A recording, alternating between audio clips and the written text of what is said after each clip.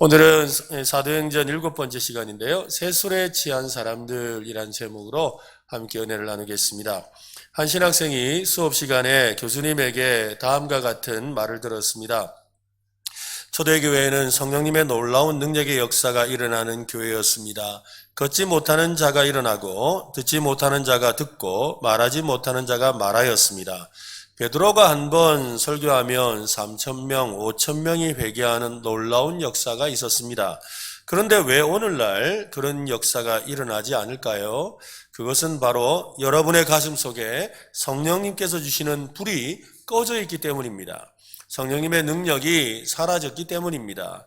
여러분, 다시 일어서서 성령님의 능력을 체험하십시오. 그 능력을 받아서 다시 한번 헌신하십시오. 라고 이렇게 강력하게 교수님이 설교를 했습니다. 그 신학생은 교수님의 이 설교를 듣고 큰 충격을 받았습니다. 그래서 교수님을 찾아가서 교수님, 제가 성령 충만하도록 기도를 좀 해주십시오 라고 부탁을 했습니다. 그러자 교수님의 눈에 그 학생을 보는데 이 학생이 좀 별 볼 일 없어 보였어요. 아이고, 이 친구가 무슨 대단한 능력이 나오겠나 이런 마음이 들었지만 그래도 이렇게 찾아와서 성령 충만을 위해 기도해 달라고 하는 그 모습이 참 좋아서 그래서 감동받고는 기도를 해주죠. 하나님 아버지, 이 종을 하나님의 위대한 사역자로 세워 주옵소서라고 간절히 기도했습니다. 신학생은 그때부터 그 마음이 뜨거워졌어요. 그래서 신학교에 다니는 중에 교회를 개척했어요. 신학생인데 교회를 개척한 겁니다. 그 신학생이 바로 미국의 그 몇 안 되는 미국을 움직이는 아주 유명한 교회인 밀로우 크릭 교회의 빌 하이벨스 목사입니다. 이 목사님이 미국에 엄청난 영향력을 미치는, 영적인 영향을 미치는 목사님이 되었지요. 그 교회를 세우고 부흥시키는 힘은 인간의 지혜와 능력이 아니라 성령님의 역사였던 것입니다. 어떤 분이 삶에서 풀어야 할 문제를 해결하는 방법을 조언하면서 이런 이야기를 합니다. 애벌레에게는 길에 늘어선 것들이 모두 다 문제입니다. 애벌레 아시죠? 이 앞에 있는 돌덩이도 문제고 냇가도 문제고 막대기도 문제입니다. 그러나 나비에게는 이 모든 것이 구경거리입니다. 애벌레가 변하여 나비가 됩니다. 애벌레에게는 모든 것이 힘겹습니다. 새가 물고 가다가 떨어뜨려 놓은 작은 나뭇가지도 있는 힘을 다해 겨우 넘어서야 하는 힘겨운 장애물입니다. 길가에 덩그러니 놓여있는 작은 돌멩이도 넘어서기 힘든 장애물입니다. 앞을 가로막는 작은 시냇물은 결코 넘어설 수 없는 장애물입니다. 그러나 나비가 되고 나면 그런 것은 문제가 되지 않습니다. 넘어설 수 없는 장애물이 아닙니다. 날아가며 편안하게 둘려볼 구경거리일 뿐입니다. 나비는 날 수 있는 능력이 있기 때문입니다. 여러분, 우리가 성령님으로 충만하면 애벌레 신앙이 아니라 나비와 같은 신앙으로 살아가는 줄로 믿으시기를 바랍니다. 그죠? 성령님이 충만하면 우리 앞에 우리의 신앙을 가로막는 수많은 장애물들은 그게 별거 아니에요. 그냥 훨훨 날아버리는, 그래서 그냥 아이고 저런 게 있었구나 하고 쳐다보게 되는 그런 역사가 일어나게 되는 것이지요. 성령 충만하면 우리 앞에 있는 인생의 장애물들을 쉽게 넘어설 수가 있습니다. 갖가지 유혹들, 또 시험들, 고난들 어렵지 않게 넘어설 수 있는 성령 충만함을 사모하는 저와 여러분 되시기를 간절히 바랍니다. 성령님이 제자들을 충만하게 하시자마자 그들은 즉시 말하기 시작했습니다. 군중이 모여들기 전에 아마도 그들은 이 바깥으로 나가서 막 선포하기 시작했던 것 같습니다. 말했다라고 하는데 정확한 표현은 선포했다는 말이 맞습니다. 성령님께서 그들을 밖으로 뛰어나가게 선포하게 했습니다. 그들은 말하지 않을 수가 없었습니다. 말해야만 살 수 있을 것 같았습니다. 이게 참 중요한 거예요. 성령님이 충만하면 가만히 있지를 못하는 거예요. 막 속에서 불이 막 솟구치니까 막 가서 말하고 싶고 뭔가를 전하고 싶은 그런 열정들이 솟구쳐 오르게 됩니다. 저도 성령님의 충만함을 몇 번 경험한 적이 있는데요.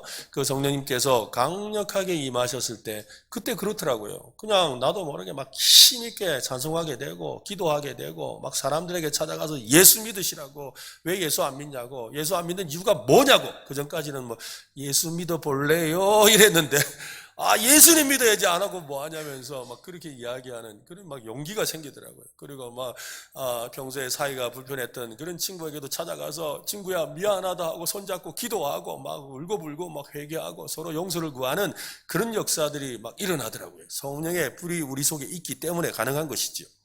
성령님으로 충만해 있어서 말해야만 하고 쏟아내야만 했던 것입니다. 성령 충만함을 경험한 사람들은 이구동성으로 가만히 있을 수 없었다고 하지요. 큰 소리로 찬양을 하거나 옆 사람에게 다가가서 함께 기도하거나 밖으로 나가서 예수님을 전하는 일을 할 수밖에 없었다고 합니다. 성령 충만함은 일어서게 하고 뛰게 만들고 가슴 벅찬 삶을 살게 하는 것입니다.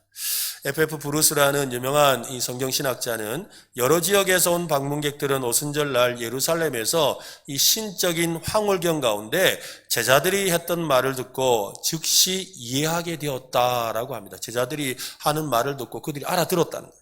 제자들이 말한 여러 언어는 당시에 통용되던 히브리어나 헬라어나 아람어가 아닙니다. 이집트나 또 소아시아, 아라비아 그리고 이탈리아 지방의 방언들이었어요. 그 지역에 있는 토속적인 그런 언어들이었다는 겁니다. 성령 충만한 제자들은 각각의 언어로 담대하게 말을 했습니다. 제자들이 쏟아내듯 선포하며 말한 내용이 무엇이었을까요? 제자들이 막 기도하다가 갑자기 성령이 불같이 임하자 막 일어나가 달려나가서 무슨 말을 했는지 한번 보세요. 11절입니다. 같이 시작. 그레데인과 아라비아인들이라 우리가 다 우리의 각 언어로 하나님의 큰 일을 말함을 듣는도다 하고 뭘 말했다고요? 하나님의 큰 일. 여러분 하나님의 큰 일이 뭘까요? 하나님의 크고 그 놀라운 일이 무엇이겠습니까? 하나님의 크고 놀라운 일의 핵심은 바로 예수 그리스도입니다. 즉 복음을 전했다는 거죠. 예수 그리스도의 복음을 전했다는 겁니다. 십자가에 못 박아 죽인 예수님은 인간을 구원하러 오신 그리스도이시고 또한 그분의 고귀한 보혈을 통해 구원을 받는다라는 하나님의 큰 일에 대한 메시지였습니다. 갑작스럽게 모여든 청중을 향해 이 성령님의 충만함을 따라서 담대하게 선포하는 그 베드로의 설교를 보면 그 내용을 알 수 있어요. 베드로가 대표로 설교하는데 이미 사람들이 전하던 그 내용을 다시 한번 설교를 하거든요. 21절에 보면 누구든지 주의 이름을 부르는 자는 무엇을? 구원을 받으리라. 이게 바로 복음이잖아요. 그죠? 누구든지 예수님을 믿는 자는 구원을 받습니다. 또한 36절에 보면 그런즉 이스라엘 온 집은 확실히 알지니 너희가 십자가에 못 박은 이 예수를 하나님이 주와 그리스도가 되게 하셨느니라. 즉 예수 그리스도께서 왜 십자가에 죽으시고 부활하셔서 사람들에게 이 행하셨는지에 대한 구원의 복음을 전했던 것이지요. 제자들이 밖으로 나가서 외친 것과 베드로의 설교는 성령님께서 왜 제자들에게 충만하게 임하셨는가를 보여줍니다. 성령님이 충만하게 바람처럼 불처럼 임하시는 것은 복음 때문에 그렇습니다. 갈릴리 출신의 무지하고 무식한 사도들이 성령님의 충만함을 받고 성령님이 말하게 하심으로 하늘의 일들과 하늘의 지혜에 대해서 당당하게 말했던 겁니다. 하나님의 큰 일을 들은 사람들은 이구동성으로 외쳤습니다. 8절 말씀을 한번 보세요. 읽어봅시다. 우리 각 사람이 난 곳 방언으로 듣게 되는 것이 어찌 됨이냐. 제자들은 전혀 교육을 받지 못한 갈릴리 출신이었습니다. 그들은 특유의 촌스러운 갈릴리 억양을 가진 데다가 훈 발음이 어려워서 말할 때마다 이 우물우물, 왜냐하면 이 발음을 좀 정확하게 하고 싶어가지고 이러는 거예요. 그런 습관들이 있었습니다. 한마디로 촌스러운 사람들이 이었다는 것이지요. 우리가 나가면 그잖아요. 그죠? 우리가 한참 이야기하다 보면 쌀이 안 되고 살 이러고 있고. 그죠? 그 다음에 의가 안 되고 이러고 그죠? 으름장을 놓았는데 얼음장을 놓았다 그러고 뭐 이러잖아요. 그래서 남들이 알죠. 아이고 대구 촌놈이네 이러면서 아는 거죠. 저도 이렇게 경기도에서 사역을 할 때 이렇게 경기도 말을 흉내내고 잘 썼는데요. 그래서 한 번은 모임에서 이렇게 뭘 발표하는 시간이었어요. 발표를 하는데 한참 발표를 하면서 막 이 말 저 말을 참 이렇게 부드럽게 잘 하는데 갑자기 한번 단어가 하나가 생각이 안 나는 거예요. 너무 고민되는데 단어가 생각 안 나요. 나도 모르게 내 입에서 이렇게 말이 나왔어요. 뭐라 해야 되노? 그래서 사람들이 막 웃는 거예요. 아니, 저 사람이 뭐하니, 좀 이렇게 고상해 보이더니, 말이 왜, 뭐라 그러니까, 한참을 뭐라 해야 되는, 그게 무슨 말이냐면서 이래야 되더라고요. 그처럼 그 말티가, 그죠? 사람을 또 이렇게 외모를 보고 판단하게 만드는 근거가 되지요. 이 갈릴리 사람들이 그랬다는 겁니다. 아니, 갈릴리 촌스러운 사투리를 쓰는 이 사람들이 성경 지식을 너무 많이 아는 거예요. 아니, 갈릴리 촌놈들이 웬 공부를 이렇게 많이 해서? 이렇게 생각한 거죠.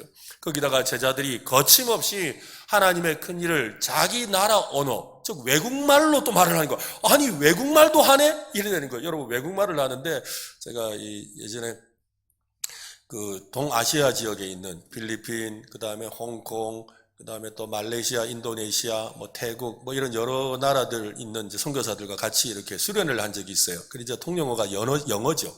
근데 영어를 하는데, 와, 저는 깜짝 놀랐어요. 네, 홍콩에 있는 그 선교사님이 와서 이 말을 하는데, 영어를 하는데 중국말처럼 들리더라고요. How do you do? 이래야 되는데, How do you do? How are you? 이라는데, 이게 완전히 중국 억양을 그대로 쓰더라고요. 그리고 또 일본 사람은 일본 사람대로 그러더라고요. 저는 일본 말에서 우리가 오라이 하잖아요. 그 말이 그 뜻인 걸 그때 처음 알았어요. 여러분, 오라이가 뭔지 아세요? 오라이. 이 사람이 올라잇. 좋아. 올라잇을 이 사람들이 발음이 안 되기 때문에 오호라이. 이게 우리나라가 들어서 오라이. 우리 그 전에 뒤에 차, 오라이 할 때, 이게 오호라이, 올라잇이에요. 그러니까 아무리 발음을 해도 안 되는 거죠. 그러니까 이 갈릴리 사람들도 이렇게 말은 하고 있는데, 그죠? 딱 들으면, 저 사람 갈릴리 사람이라고 알았다는 거예요. 성령님이 충만하게 임하시면 복음에 대해서 담대하게 열정이 충만해지고 이전에 경험하지 못한 성령님의 능력을 체험하게 된다고 합니다. 성령 충만하면 반드시 복음 증거로 이어집니다. 이를 위해 성령님께서 우리에게 성령 충만하게 능력을 주시는 거지요. 예수님의 말씀처럼 예수님의 모든 가르침과 성경에 있는 복음에 대한 메시지를 생각나게 하시고 또 서로 연결하게 하시고 담대하게 선포하게 하시는 역사들이 일어나요. 여러분, 성령 충만하면 막 성경 말씀이 생각이 나요. 언젠가 한번은 제가 전도하러 갔는데 학생 시절이었어요. 그러니까 성경에 대한 지식도 많이 없고, 그런데 이제 나가서 전도하러 가게 되었죠. 그래서 전도지를 들고 성경책을 들고 전도하러 가서 예수님 믿으세요 하고 전도지를 줬는데 어떤 아저씨가 전도지를 봤더니, 아이고 학생, 그래 전도하네 이러면서 니 성경 좀 아나? 그래요. 갑자기 모른다 할 수는 없잖아요. 그래서 네, 이랬더니 갑자기 성경을 막 궁금하다면서 막 복음에 대해서 또 기독교에 대해서 성경에 대해서 막 묻는 거예요. 그런데 제가 신기한 건요, 그 아저씨가 묻는 걸 딱 성경을 펼치면 그 답이 나와. 그래가지고 그냥 그 아저씨가 묻는 대로 제가 성경을 찾아서 대답을 줬어요. 지금도 저보고 여러분 물으면 제가 성경 못 찾거든요. 근데 그때는 찾았어요. 그래, 왜 이런 일이 있는지 모르게 신기했어요. 근데 한참을 이 대화가 끝나고 이제 가려고 하는데 그 아저씨가 그러더라고요. 이봐 학생, 네가 성경 찾을 때 하늘에서 빛이 네 머리 위에 임하더라. 실제로 그렇게 했습니까만은 그 정도로, 그죠? 계시를 받은 것처럼 찾더라는 거예요. 여러분, 성령 충만하면 말씀이 생각납니다. 할 말을 가르쳐 주세요. 저도 그래요. 설교 준비하면서 성령 충만을 간절히 기도해요. 왜 그러냐면 성령 충만하면 설교 준비하다가도 어떤 말씀이 생각이 나요. 근데 그 말씀을 가져오면 그 말씀이 오늘 설교 말씀과 기가 막히게 맞아요. 그래서 한 번씩 보면 제가 막 구약 성경 또 신약 성경 어디 구석구석에 있는 말씀들을 막 찾아서 말씀드리잖아요. 그죠? 그게 성령 충만할 때 주시는 은혜인 거예요. 여러분도 성령 충만하셔서 담대하게 선포하시기를 바랍니다. 성경 말씀을 생각나게 하시는 은혜도 경험하시기를 바랍니다. 네. 성령 충만하면 입이 열립니다. 꼭 다물고 있던 사람들의 입을 열어서 하나님의 큰일, 복음, 예수 그리스도를 전하게 하십니다. 성령 충만한 사람은 믿지 않는 사람을 옆에 두고 가만히 있지를 못하지요. 저 사람, 저 영혼을 어떻게 구원할 수 있을까? 어떻게 하면 저 사람에게 복음을 전할 수 있을까? 고민이 막 돼요. 그러다가 어쩌다가 입을 열지 않고 피곤해서 입을 다물고 가만히 있다가 기회를 놓쳐버리면 집에 가서 늘 마음이 찝찝해요. 그때 왜 못했을까? 아이고, 죄송해요. 그러면서 회개의 마음이 나오죠. 왜? 내 마음에 성령님을 거스렸으니까. 성령님이 인도하심을 거스렸기 때문에 마음이 불편해지는 거예요. 성령님이 충만한 사람이니까 그런 감정이 일어나는 것은 당연한 겁니다. 믿지 않는 사람을 길에서 만나든지 찻집에서 만나든지 막 복음을 전하고 싶지요. 무슨 말을 할까 처음에는 벙벙합니다. 그렇지만 일단 혹시 교회 다닙니까? 묻죠. 그리고 예수 믿습니까? 하고 입을 열기 시작하면 그때부터 뭐 성경을 많이 알든 뭐 조금 알든 간에 상관이 없습니다. 나도 모르게 막 술술술 나오면서 막 교회 이야기, 목사님 이야기, 막 별 이야기 다 하면서 막 복음을 전하고 있는 나 자신을 발견하지요. 중요한 것은 내 안에 성령님이 충만하면 성령님이 말씀을 주신다는 것입니다. 우리 중에 무엇을 전할까, 어떻게 전할까 고민이 되어서 전도하고 싶은데 주저하는 분이 있다면 오늘 성령 충만함을 사모하시기 바랍니다. 오늘 제자들처럼, 오늘 우리처럼 성령 충만하여 내 생각과 내 성격과 내 지혜를 뛰어넘는 말을 하게 하시는 은혜가 오늘 저와 여러분에게 임하기를 간절히 바랍니다. 성령님께서 다락방에 있던 120명에게 바람처럼 불처럼 임하셨지요. 그 증거로 성령님이 말하게 하심을 따라서 다른 언어들로 말하기 시작했습니다. 이 다른 언어들이라는 말은 소통이 가능한 당시의 언어들을 말합니다.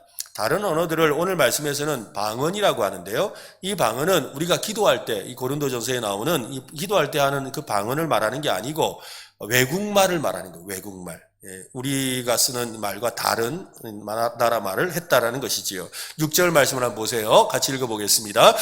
이 소리가 나매 무리가 모여 각각 자기의 방언으로 제자들이 말하는 것을 듣고 소동하여, 제자들은 성령님께서 말하게 하심을 따라서 각기 다른 언어로, 다른 나라의 언어로 말을 하기 시작했습니다.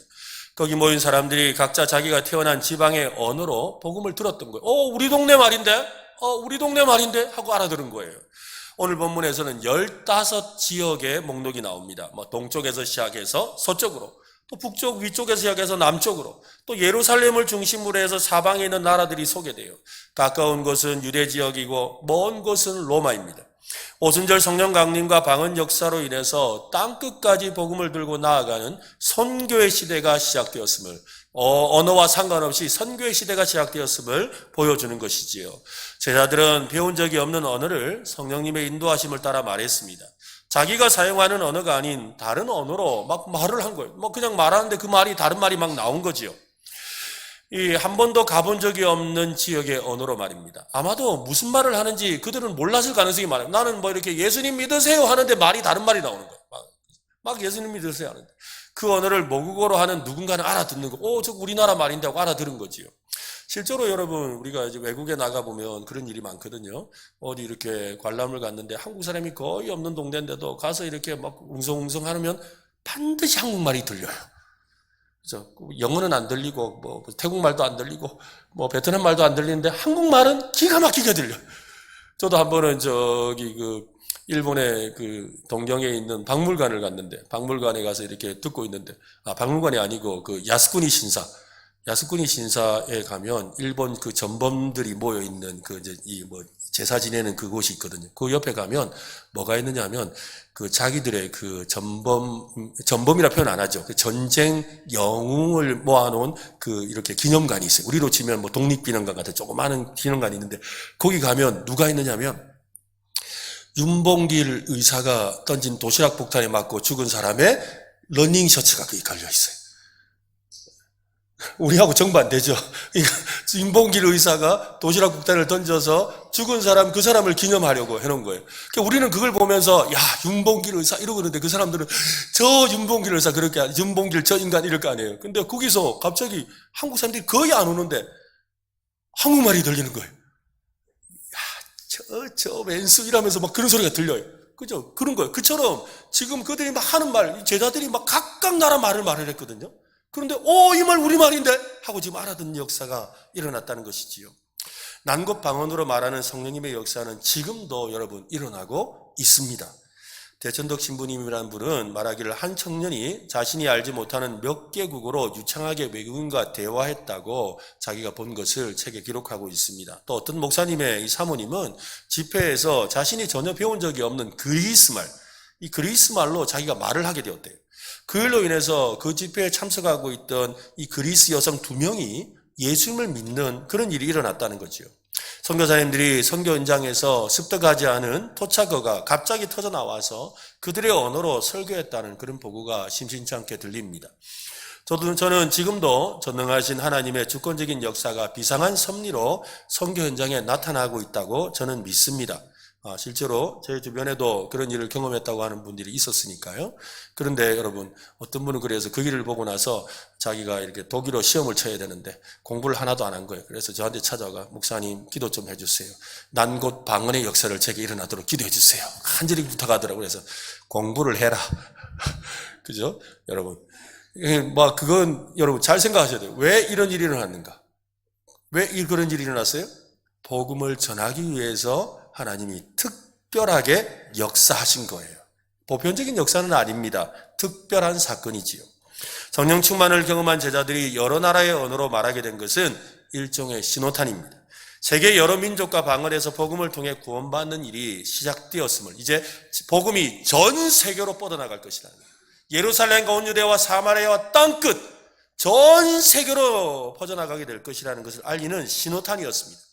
구원의 복된 소식이 만방에 전파될 새로운 시대가 도래했음을 알리는 사건입니다. 유대인이라는 장벽에 갇혀있지 않을 것이라는 말이지요. 오순절 절기를 지키기 위해 모여든 많은 사람들을 위해 하나님은 특별한 방법으로 이것을 신호탄으로 쏘아 올리신 거죠. 그들의 언어로 하나님의 구원 계획을 직접 들려주셨습니다. 자상하신 성령님께서 동시 통역 서비스를 해주신 거죠. 그죠? 요즘같이 이렇게 기계 안 써도 동시 통역되는 그런 역사가 일어난 거예요. 복음을 전할 때 최고의 장벽은 언어의 장벽입니다. 언어의 장벽은 이 바벨탑을 쌓다가 언어를 혼잡하게 하심으로 시작되었습니다.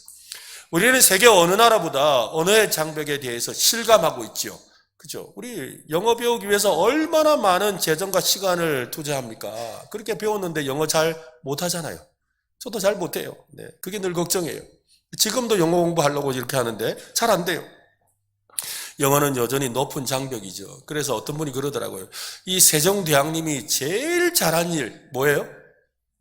한글을 만들 일. 근데 세종대왕님이 너무 잘해서 망한 일? 한글 만든 일. 한글이 없었으면 우리 다 영어 쓸 거라는 거예요. 왜냐면 우리 한글이 너무 좋아가지고 그래서 영어를 안 쓴다는 거예요. 그러니까 우리 세종대왕님이 너무 잘한 일이기도 하지만 그 일로 인해서 우리는 한글 너무 좋아하잖아요. 그죠? 너무 잘 만든 말이기도 해요. 그러다 보니까 선교지에 나가서 할 때도 외국말을 배워야 되는 거예요. 그래서 선교지에 나가서 사역을 할 때 제일 먼저 하는 일이 뭐냐면 1년, 2년 그 나라 언어를 배우는 거예요. 왜? 그 언어를 배워야 그들과 의사통을 하고 설교를 할 수 있기 때문이에요. 근데 선교사님들이 가면 사역 가셨는데 벌써 지금 뭐 하세요? 그러면 안 하고 공부하고 있는데, 아니 선교하러 가서 왜 공부를 합니까? 공부를 해야 돼요. 왜? 그 나라 말을 배워야 되니까. 그 나라 말을 배워야 선교를 할 수 있어요. 그리고 여러분 오해하면 안 됩니다. 선교사님과 하셔서 1년, 2년 이렇게 현지어를 배우는 이런 선교의 아주 중요한 그런 사역 중에 하나라고 할 수가 있습니다. 선교사들은 그래서 이 수년 동안 언어를 배우려고 집중하죠. 언어가 소통되지 않으면 온전히 복음을 전할 수가 없습니다. 어떤 부족에게는 십자가를 설명하는 것이 너무나도 힘들어요. 왜냐하면 십자가라는 게 뭔지를 본 적이 없으니까. 이게 설명하기가 너무 어려운 거예요. 그냥 십자가 그렇게 그어 놓으면 될 것 같은데 아니잖아요. 그 이야기를 하려는 게 아니잖아요. 십자가가 뭔지에 대해서 설명할 수가 없는 거예요. 또 어떤 부족에게는 대속, 여러분 우리가 예수님이 대속의 죽음을 하셨잖아요. 그죠? 우리의 죄값을 대신해서 죽으셨다가 대속인데 이 누구의 죄를 대신한다라는 이 개념이 없는 부족이 있는 거예요. 그런 부족에게 가서 대속을 아무리 설명해도 알아듣지를 못하니까 그걸 못 알아들으면 복음을 소개할 수가 없어요. 그래서 고민하며 그들과 대화하는 중에 그들 부족에게 있는 그들만의 언어를 발견하게 되는 거예요.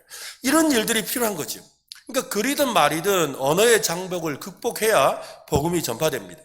하지만 성령님이 한 사람을 충만하게 하시면 그는 알아듣기 쉬운 말을 하게 하시는 거죠. 성령님은 복음을 알아들을 수 있도록 놀라운 이해력을 허락해 주십니다. 오늘 성령님께서 여러분을 충만하게 하셔서 오늘 제 설교가 찰떡까지 알아들었으면 좋겠어요. 그러니까 목사님 설교가 좀 어려운데 이러면 일단 뭐 생각하셔야 돼요? 내가 성령 충만해야겠구나 생각을 하세요.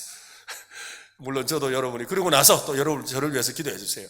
우리 목사님이 성령 충만하셔서 정말로 내 마음에 싹 들 수 있는 그런 언어로 말씀하시도록 듣게 해달라고 여러분 기도해 주시기를 바랍니다. 그죠? 그래서 저도 성령 충만해야 되고 여러분도 성령 충만해야 돼요. 그래서 똑같은 설교를 했는데 어떤 사람은 목사님 설교가 어렵다 이래요. 왜 어려워요? 성령 충만하지 못해서. 오늘 목사님 말씀이 왜 이렇게 잘 들리노? 왜 잘 들릴까요? 성령 충만해서. 여러분 잘 기억하세요. 이 성령 충만함을 모든 소통의 장벽을 허물고 참된 소통을 하는 비결이 되는 거예요. 성령님의 사람은 내 언어만을 강조하고 남들이 알아듣지 못하는 전문 용어와 낯선 이방의 언어로 권력을 누리는 사람이 아닙니다. 상대방이 깊이 공감하고 경청하면서 그 말 뜻을 이해하도록 돕는 진정한 언어의 능력을 지닌 사람이지요. 성령의 사람은 그것을 위해서 스스로 낮아지는 사람이에요. 우리가 상대방을 이해시킨다고 할 때 이해시킨다는 말이 영어로 뭐예요? understand라고 하죠. understand가 뭐예요? 낮아진다는 거예요. 낮아진다. 언더, 아래로 선다. 그러니까 위에 서서 야, 못 알아듣나? 이러면 못 알아먹어요. 그죠? 낮아져서. 우리 아이들 수준으로 키 높이를 낮췄어. 그죠? 낮춰야 돼. 그래 바로 자신을 낮추어 인간으로 오신 예수 그리스도. 바로 인간으로 오셔서 인간의 언어와 행동과 간섭을 따라 복음을 전하셨던 그 예수님을 따라야 한다는 것입니다. 어떤 분은 언어 문제로 고생하지 않고 온 땅에 복음을 쉽게 전할 수 있도록 오순절에 있었던 난곳 방언의 역사를 지금도 주시기를 기도한다고 합니다. 성령님은 우리에게 난곳 방언의 능력보다 성육신의 능력을 주세요. 성육신이 뭡니까? 하늘 영광 버리고 자기를 비우사 이 땅에 오신 낮아지신 예수님의 능력을 주시는 거죠. 예수님처럼 낮아지고 찾아가서 그들과 동화되고 공감하는 사랑의 능력을 주신다고요. 오늘 이 시대는 방언의 능력이 아니라 뭘 주신다고요? 사랑의 능력을 주신다고요. 따라합시다. 사랑의 능력을 받읍시다.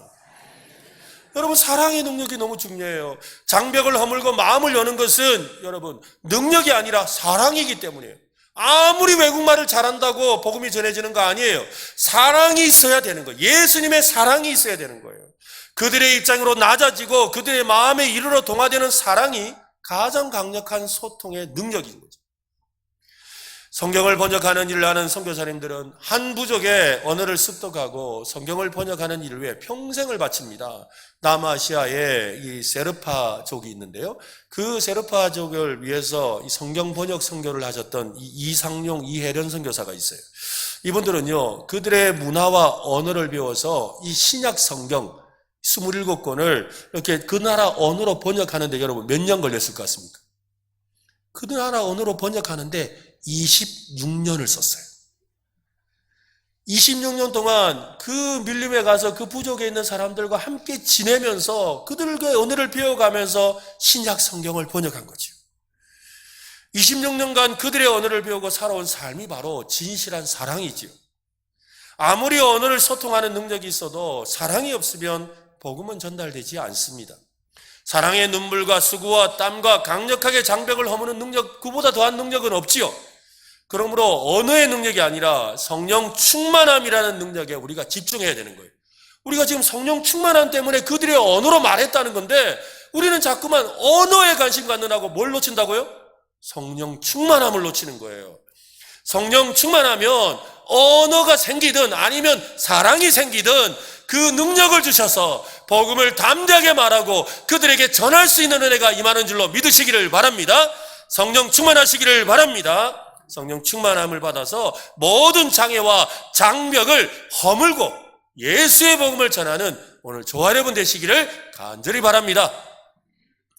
여러분, 술에 취한 사람은 술에 지배를 당합니다. 성령님에 취한 사람은 성령님의 인도를 받지요. 술에 취한 사람은 막 술주정을 막 내뱉어요. 주절주절하면서 내뱉지요. 성령에 취한 사람은 성령님이 하게 하시는 말을 합니다. 술에 취한 사람은 무슨 일이 벌어지고 있는지 자기가 알지 못하지요. 성령에 취한 사람은 시대를 분별합니다. 하나님의 뜻을 따라 하나님의 큰 일을 힘있게 선포합니다. 제자들이 일어나서 말하기 시작했을 때 무리 가운데 그들의 이상한 행동을 눈치채고 상스러운 말로 조롱하는 사람들이 있었습니다. 13절을 한번 보세요. 같이 읽어봅시다. 또 어떤 이들은 조롱하여 이르되 그들이 새술에 취하였다 하더라. 새술에 취하였다. 조롱한 것은 그들이 볼 때 뭔가에 충만해 있는 거예요. 아침부터 이렇게 사람들이 취해 있는 거예요. 아니 대체 밤새 뭘 했길래 이 아침에 술 취해 있는 거야. 지금 요즘에는 음주 단속을 아침에 많이 한다 그러더라고요. 밤새 술 마시고 나타나가지고 아침까지 술에 취해 있다니 이게 어떻게 된 거야? 그런 거죠. 그런데 여러분, 이 세술에 취하였다라고 하는데 이 세술이라는 말은 여러 가지 의미가 있습니다. 특별히 오늘 누가가 사도행전을 기록하면서 일부러 세술이라는 표현을 쓰죠. 세술은 아직 완전히 발효되지 않은 신선하고 달콤한 포도주를 말합니다. 그러니까 아직 완전한 술로 숙성되지 않은 조금 덜 숙성된 포도주. 우리도 이렇게 가을 되면 포도주 담잖아요. 그죠? 포도주 담으면 처음 담으면 맛이 어떻습니까? 달달하잖아요. 그죠? 달달한데 그게 이제 좀 지나면 점점점 숙성되면서 이렇게 알코올기가 생기잖아요. 근데 적당히 어중간하게 이렇게 숙성되면 어떻게 돼요? 단맛에 자꾸 먹잖아요. 먹다 보면 어떻게 돼요? 아이고 취하네 이래 되잖아요. 바로 그 상태라는 거예요. 바로 이 세술이 바로 그 이야기예요. 그러니까 아직 완전한 포도주는 안 됐는데, 그런데 지금 그 세술, 별로 좋은 술도 아닌 그 술을 그냥 막 달콤하다고 달달하다고 막 먹다가 정신을 못 차리고 있는 저 사람들 봐라, 지금 그렇게 비아냥거렸다는 것입니다. 하지만 그들이 세술에 취하였다는 이 말의 의미를 그는 그냥 말했지만 사실은 예수님의 말씀이 그대로 이루어지고 있는 것이었습니다. 예수님과 복음이 새 포도주라고 예수님께서 말씀하셨지요. 그래서 새 포도주는 새 부대에 넣어야 한다. 낡은 부대에 새 포도주를 넣을 수가 없다라고 말씀하셨지 않습니까? 새 포도주가 낡은 부대를 터뜨릴 것이기 때문이라고 했습니다. 새 포도주의 맛을, 포도주에 취해 있는 사람은 그리스도의 십자가의 사건과 부활의 의미를, 또 그를 통해 주시는 구원의 새 포도주의 맛을 몰라요. 그들은 세술을 거부하고 옛술에 취해 있기 때문인 거죠. 하지만 성령 충만함을 받은 경험한 이 제자들은 예수님이 말씀하신 세술에, 바로 새로운 성령에 충만해 있는 거예요. 성령님의 시대에 주시는 성령님의 충만함을 경험하고 있는 것입니다. 제자들을 조롱하던 사람들은 성령님을 알지 못했습니다. 성령님의 충만함이 무엇인지 전혀 알지 못했습니다. 베드로는 자신의 설교에서 자신이 술에 취한 것이 아니라고 말을 해요. 여러분, 우리가 이렇게 말하는 것은 당신들이 세술에 취했다고 하지만 우리는 술에 취한 것이 아닙니다. 성령으로 충만하게 된 것입니다. 성령님의 충만하신 것이고 그 성령님은 구약 성경에서 약속하신 것입니다 라고 힘있게 이야기를 해요. 오늘 본문 뒷부분에 보면 15절부터 보면 때가 제3시라는 건 아침 9시라는 거예요. 지금이 아침 9시니까 너희 생각과 같이 이 사람들이 취한 것이 아니라 이는 곧 선지자 요엘을 통하여 말씀하신 것이 일렀으되 하나님이 말씀하시기를 말세에 내가 내 영을 모든 육체에 부어주리니 너희의 자녀들은 영원할 것이요 너희의 젊은이들은 환상을 보고 너희의 늙은이들은 꿈을 꾸리라. 성령이 충만해지면 여러분 담대해집니다. 사람을 두려워하지 않습니다. 사람을 부끄러워하지 않습니다. 세상을 두려워하지 않습니다. 사람 보고 겁이 납니까? 여러분, 사람 보고 겁이 나세요? 전도하면 부끄럽습니까? 성령님으로 충만하지 못하기 때문에 그런 거예요. 오늘 성령 충만함을 기도하시기를 바랍니다. 한번 따라 합시다. 주님, 성령 충만하게 하소서. 한번 더 합시다. 성령 충만하게 하소서. 네, 여러분, 그렇게 기도해야 돼요. 여러분, 술 먹고 길거리에서 갈짓자로 걸음을 걸으며 비틀거리는 것은 하나도 부끄럽지 않게 생각하면서 한 영혼은 죽음에서 구원하여 하나님의 거룩한 백성 만들려고 수고하는 것은 부끄럽게 생각하고 있지는 않습니까? 이것은 성령 충만하지 못해서 나오는 우리의 반응이라는 것입니다. 인터넷에서 이 술 취한 사람과 성령 충만한 사람을 비교하는 글을 한번 읽었습니다. 한번 소개해드릴 테니까 들어보세요. 둘 다 비슷하다는 거예요. 첫째, 둘 다 말수가 많아진다. 그죠? 술 취하면 말 안 하는 사람도 뭐 네가 그랬잖아 저랬잖아 하고 막 한참을 이야기하잖아요. 한 번씩 교회에 있다 보면 그 술 취한 분이 대낮에 술 취한 분이 들어와가지고 목사님 먼저 만나자고 그래가지고 만나서 어떨 때에 만나보면 막 한참 막 횡설수설을 하는데 그거 다 듣고 있어줘야 돼요. 그런 일이 있죠. 근데 여러분, 성령 충만하면 자꾸 말하고 싶어져요. 예수님 사랑 자꾸 전하고 싶어요. 정말 성경 말씀에 대해서, 은혜에 대해서 말하고 싶어져요. 또 두 번째로 둘 다 흥얼거리며 노래한다. 그죠? 술 취하면 어떻게 젓가락 가져온나 이라고 그죠? 아니면 뭐 병에다가 숟가락 꽂고 막 노래 부르고 얼마나 평소에도 노래 안 하는 사람 노래하잖아요. 근데 여러분, 성령 충만하면 찬양이 넘치잖아요. 찬양이 넘쳐요. 근데 목사님 그 찬송 좀 작게 부르면 안 되겠습니까? 그 말은 무슨 말이에요? 목사님 나 성령 충만 안 합니다. 그 말 하는 거예요, 여러분. 그 찬송 좀 줄이면 안 되겠습니까? 그 말은 무슨 말이라고요? 나 성령 충만하지 못합니다. 그 말을 하고 있는 거예요, 여러분. 성령 충만하면 밤이 새도록 찬송해도 기뻐요. 세 번째로는 둘 다 끈덕지게 권하죠. 술 취하면 어떻게, 야, 한 잔만 더 해라. 아이고, 괜찮다. 이러면서. 야, 우리 삼차. 이러면서 막 가자. 니는 왜 안 먹노? 하면서 막 계속 권하잖아요. 여러분, 성령 충만하면 어떻게 돼요? 예수님 믿으세요. 예수님 믿으세요. 어떻게 하든 예수님 믿으세요. 권하게 되어 있는 거예요. 네 번째로 성령 충만하면 둘 다 잘 울어요. 그죠? 술 먹고 나면 막, 니가 이러면서 막 울잖아. 근데 여러분, 성령 충만하면 뭐예요? 그냥 자리에 앉기만, 예배당에 앉기만 해도 눈물이 나고, 찬송을 불러도 눈물 나고, 설교 듣다가 눈물 나고, 그죠? 예수 안 믿는 저 친구 보면 마음이 안타까워 눈물 나는 거예요. 다섯 번째로, 둘 다 용감무쌍해진다. 그죠? 술 기운에 용감해지고, 또 성령 충만해서 담대해지는 거예요. 여섯째, 둘 다 냄새가 난다. 아유, 지하철 타고 가다가 옆에 술 취한 사람하고 같이 앉으면, 아이고, 너무 힘들어요. 네, 너무너무 괴로워요. 그 술 냄새가 얼마나 독한지, 진짜 힘들더라고요. 여러분, 근데 성령 충만하면 예수 향기 나죠. 예수 향기 나시기를 바랍니다. 그죠? 일곱 번째, 둘 다 없으면 못 산다. 술이 없으면 못 살고, 우리는 성령님이 없으면 못 사는 거예요. 성령님이 충만하게 임하시면 우리에게 놀라운 일들이 일어납니다. 우리가 거듭나게 되지요. 성령의 사람이 됩니다. 능력 있는 삶을 살게 됩니다. 성령적 싸움에서 승리하게 됩니다. 비상한 믿음으로 성령님께 의탁하고 의존하게 되지요. 복음의 열정으로 선교하게 됩니다. 성령 충만함을 사모하고 충만한 삶을 살아가는 오늘 저와 여러분, 우리 은혜로 교회가 되었으면 좋겠습니다. 어떤 목사님이 이렇게 말씀하셨어요. 성령님께서 교회에 완전히 떠나신다 해도 오늘날 교회들이 하는 일의 90%는 아무런 지장을 받지 않을 겁니다. 여러분, 이 말에 대해서 어떻게 생각하세요? 우리는 어떨 것 같습니까? 오늘날 교회들이 성령님의 뜻과 인도와 상관없이 온도한 걸로 채워지고 있다는 거예요. 성령님이 안 계셔도 전도에 잘 돌아갑니다. 회비 잘 걷어지고 또 뭐 연간 행사 잘 할 겁니다. 또 뭐 어떤 교회는 전도회, 남전도회 연간 행사가 뭐냐 물어보니까는 개 잡는 거라 그러더라고요. 그래서 연말에 모여가지고 회장 뽑히니까, 야, 빨리 내년 계획 세워라. 뭐 계획이 뭔데 가만 들어보니까 뭐냐면 다리 밑에 가서 개 잡는 거라더라고요. 네? 아니, 뭐 성령님 안 계셔도 잘 돌아가요. 또 여러분, 성령님이 안 계셔도 그죠? 교회 점심 먹는데 아무 문제 없어요. 여러분. 성령님이 안 계셔도 예배 시간에 찬송하고 기도하고 찬양대가 찬양하는 일에 아무 문제 없습니다. 사실 우리가 그런 활동 가운데 성령님을 얼마나 의지하고 있는지 한번 생각해 보면 알죠. 우리가 어떤 마음으로 오늘 예배에 참석하고 어떤 마음으로 섬기고 있고 어떤 마음으로 우리가 교회 생활을 하고 있는지. 우리가 예수를 믿은 지 오래되었으면서도 아직도 무기력하게 살아가는 이유는 성령님의 충만함을 받지 못했기 때문입니다. 예수님의 제자들이 성령님의 충만함을 받지 못해 예수님을 버리고 도망친 것처럼 우리도 성령 충만함을 받지 못하면 헌신하는 일, 기도하는 일, 전도하는 일, 영적인 일, 헌금하는 일은 생각지도 못해요. 성령 충만을 받지 않으면 교회를 수십 년 다녀도 절대 하나님의 일을 할 수가 없어요. 성령님으로 충만해야 하나님의 마음을 알고 하나님의 일을 하게 되는 겁니다. 성령 충만 받으면 사람이 달라져요.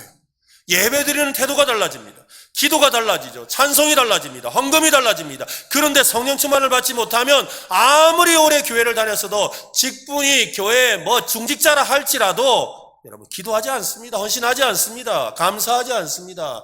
헌금은 꿈도 꾸지 않습니다. 성령 충만함 생각지도 않죠. 여러분, 성령 충만 받아야 달라집니다. 성경은 말씀했어요. 이는 힘이나 능으로 되는 것이 아니라 오직 나의 영으로 되느니라. 성령님께서 오셔야 변화되는 거예요. 오늘 성령님께서 우리의 심령에 충만하게 임하셔서 우리도 담대하게 주의 복음을 전하고 모든 장벽을 무너뜨리고 소통하고 하나 되어 하나님의 영광을 나타내는 오늘 저와 여러분 우리 은혜로 교회 되기를 예수님의 이름으로 축원합니다.